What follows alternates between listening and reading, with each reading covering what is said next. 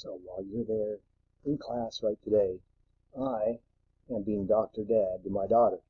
I will be back in tomorrow on Tuesday, or at least I plan on that, so we continue our review for our test on Wednesday or Thursday. But for today, what I'd like you to do is, with our guest teacher that you have today, we're going to do three things. We're going to watch a quick video, do a challenging Batman-related escape room activity, and finish with taking a look at a study guide, which amazingly has some of the items stolen from it. Great Scott, Batman. Let's take a look at them very quickly. Once again, our test is on Wednesday or Thursday. It's going to be on Google Forms. A lot like it is now. It's going to be slightly different. I think you're going to do well if you spend some time looking at any of the items that you have. We have our formative check 2. We have our GIM kit. You have your notes.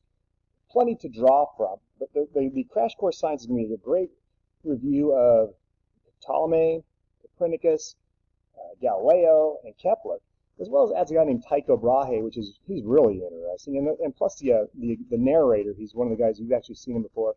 Very interesting. He's kind of funny and quirky. I think you'll really enjoy that. Once we're done with that, you're going to be taking on the Batty escape room. You can work in partners, but you need to do your own work with this. In this particular escape room, you've been trapped in a room. How do you get out? Well, you need to answer some of the questions and solve for the secret code. Which of the following did the ancient Greeks not have to observe the universe? Well, they had math, they had logic. I'm guessing they were wild hamsters back then. But they didn't have telescopes. So B is the answer to question, the very first one. Let's go down here and see. Oh, but wait, we need a number. Great Scott, Batman. Let's follow the spaghetti thing. And see, the B goes all the way to 3, which will be our first number in our code. And then the second number in our code will be question 2, question 3, and question 4. And you go on there. If you get the code right, you'll move on. There's only 5 sections, and they're not very long, so get the most out of it that you can. And this is heavily inspired by your test, by the way, which happens to be in a similar order.